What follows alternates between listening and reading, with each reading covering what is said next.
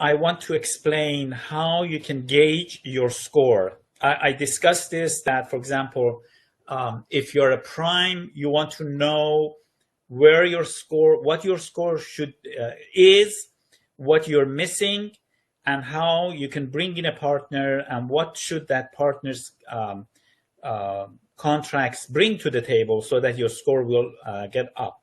If you're a partner, if you're a sub, you want to present yourself to the prime in a proper way so that you can actually have a proper reasoning why they should actually pick you from the other companies and work with you. And this is where we have come up with our pre-qualification assessment system.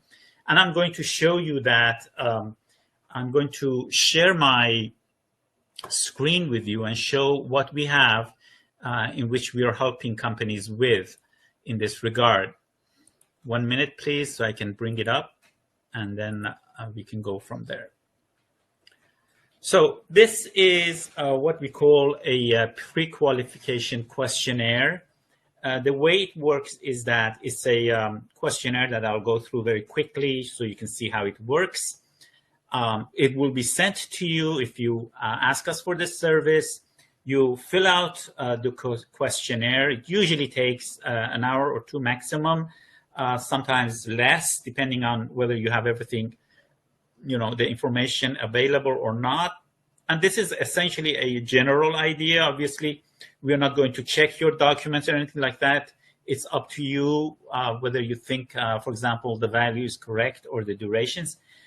And then you send this questionnaire back to us, and one of our proposal managers will sit down and work on the questionnaire and come up with the best score that you can have and prepare a very comprehensive report on where you stand, what you're missing, whether you should partner or not, and if you're going to partner, where you should actually concentrate on. So as I said, this is needed both for primes, so they know where they stand and what they're missing, and also for those companies who want to be subcontractors, because then they can present this report, this assessment, and say, hey, I have this, and this will add value to your, to the prime I'm talking, to your project. And this way, the two can both use this form. So this is essentially based on 5 contracts, and you can see that towards the left in red is written first project performed contract number. You usually, and the yellow column is what you input. The rest of it, you don't put anything in.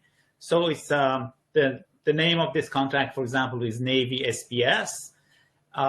You put in the relevant NAICS code, the value of the contract, and then below that, you just put in the number of days that the contract has been assumed that it's a contract that was completed. If it's a completed contract, you just put in the number of days. If it's not a completed contract, you put in the number of expected days total, including all the option years. And then it has the rest of the questionnaire in as far as this contract is concerned are just things that you click. So did you have 5 or more FTEs using the project? You either click yes or you click no. So putting a tick mark there means yes. And these questions you just answer, did you have 20 or more FTEs? Did it cover 5 or more labor categories? So this questionnaire goes down all the way to this blue line where the next project starts. So that was project number 1. And now you go to project number 2. And you fill that out. Then you go to project number 3, and maybe you don't have any more. That's it. You leave everything blank here until, so it has room for 5 projects for the 5 QPs. Now, you come to the two other questions under federal experience projects. It asks you how many multiple award IDIQ, how many task orders did you perform under multiple award IDIQs? You put in a number here, it says 3, and then whether your projects cover at least 3 federal agencies. Again, you say yes or no by ticking. Then about your company's capabilities, it has some questions, whether you have an accounting system, whether you have secret or top secret facility clearance, and then questions about sustainability, which is lately one of the requirements of all federal contract documents. They have to ask for that. And finally, last question is whether you have CMMI or different types of ISO. If you have any one of those, you tick it. So this form is obviously based on the requirements of, it's written on the top, M&A for small business. If it were for example, intelligence, which covers cybersecurity as well, obviously the questions would be different. So for each domain, these questions are different. Once you fill this out, you send it back to us, and then the system automatically calculates. This is the automatic calculation of those points that you have made.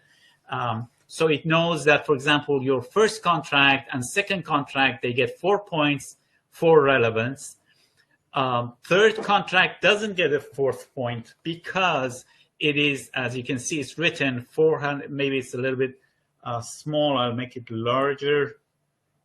So you can see it says that it has 448,000. So it's below 500,000, and thus you don't get the point for it.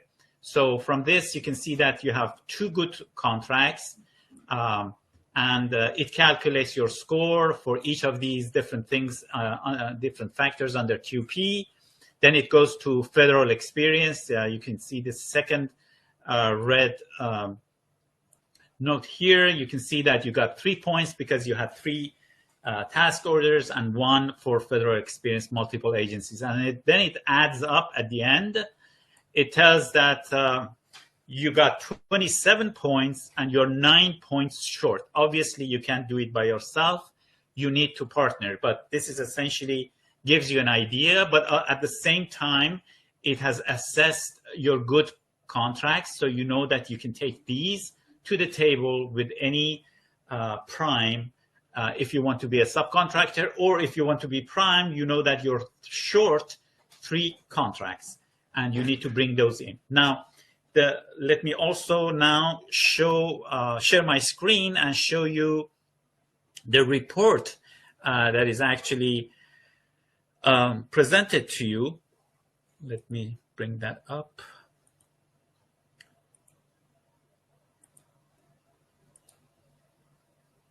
So this is the report that is prepared by one of our proposal managers at the end of assessing your system.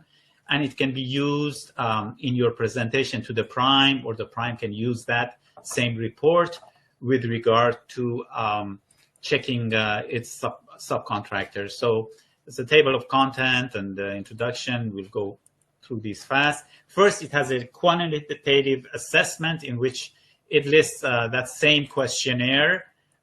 This is a real one, so I have redacted the information from it. And then it goes into the second part of it. That's finished. Second part goes to estimate a score sheet. So that score sheet is listed here. You can see that this company, the third QP they have, doesn't get as much score as the other 4. So you'll see that at the end, our recommendation is that they should change that third QP to something else. So this part shows the score that they get, and this shows that they get 34 out of 50. It's too short of the minimum 36, although they should aim for, say, around 40, 41.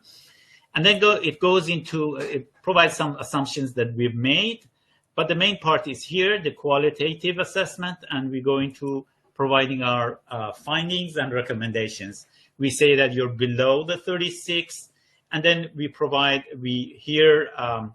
are mentioning that the third contract is too low, so they're not getting the 4 points there.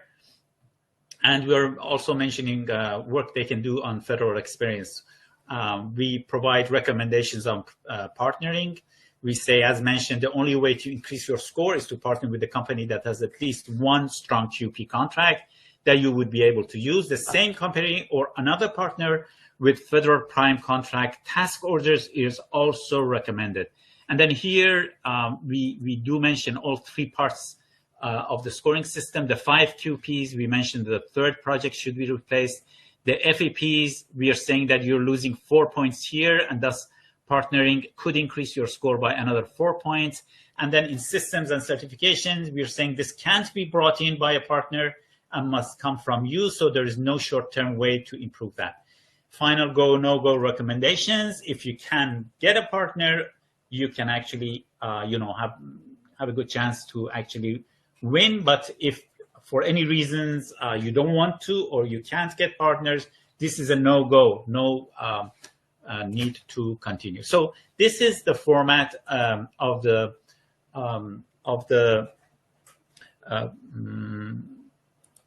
report that we are going to present to you once we do that assessment.